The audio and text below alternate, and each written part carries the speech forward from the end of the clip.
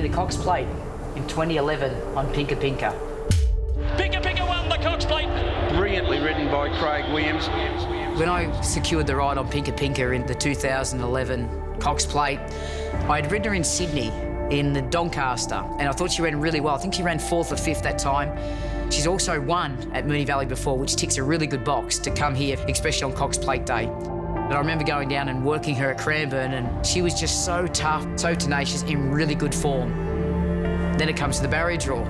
We're thinking for us to get the best result, we need to draw low. Unfortunately, we never got pulled out early enough, and we got left with a wider barrier draw, so that was already against us. It's amazing to actually go back over this and remember the day and the events, the inclement weather, the forecast of thunderstorms, whether the race meeting would go ahead. Now there's the weather now. That's how low the clouds have got here at the valley, so we're in for it. And then our main opposition, while we're waiting to get loaded into the gates, popped through the front. Oh, now one's gone through the front of the gates here, and it's Jimmy Shue. My next job was then to make sure that Pinka Pinka was nice and calm. Pinka Pinka goes in now, so we're not too far away. First thing is to get her out of the barrier stalls and get her into the right position to give herself her best chance. Set to go. They're off. Glass Harmonium missed it. Wall Street about a length slow also. Helmet away very, very fast. Line. Pinka Pinka got out of a nice position, and we were able to go past the winning post the first time and get to one off the rail. Most importantly, Pinka Pinka was in a lovely rhythm. She wasn't too fired up from having the crowd being so close to us and being so emotional, and you could feel the excitement. And the favourite retaining the lead, followed by Sincero, rekindled interest. 2 lengths further back as Pinka Pinka. That first part of the race, we got into a lovely position, a fair way off them, but nice and relaxed and haven't spent any energy.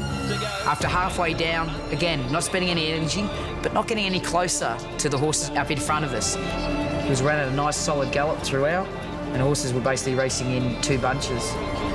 Once we get into the side straight and made our way towards the school, where we always know that the race always ramps up. Efficient over on the outside as they come around the 800 turn. Efficient started to make his run, and then the race really changed complexion beside the school. Around the 400 metres, she's just started to pick up, and I was then able to manoeuvre and get to the rail and get onto the back of the favourite. And they're followed by Pinka Pinka getting up on the fence. But there was no room to go, and then all of a sudden, gaps started to appear, and she was able to make 3 accelerations around the bend and entering the straight. Pinka Pinka getting into the clear. When I straightened up and there were still 2 horses in front of us, I felt we're going to run second. Jimmy Shue in front, Pinka Pinka coming down the outside. 50 yards later, I encouraged her to run, and she just took off again. It's Jimmy Shue tackled by Pinka Pinka. Pinka Pinka's taken the lead. And I went, oh my goodness, we've just won the Cox Plate. And she won it. Pinka Pinka won the Cox Plate. And I even grinned and smiled, and I stuck my tongue out. That feeling, that emotion, winning the Ladbrokes Cox Plate to the roar of the Moonee Valley crowd. It's one of my greatest memories on a racetrack in the world.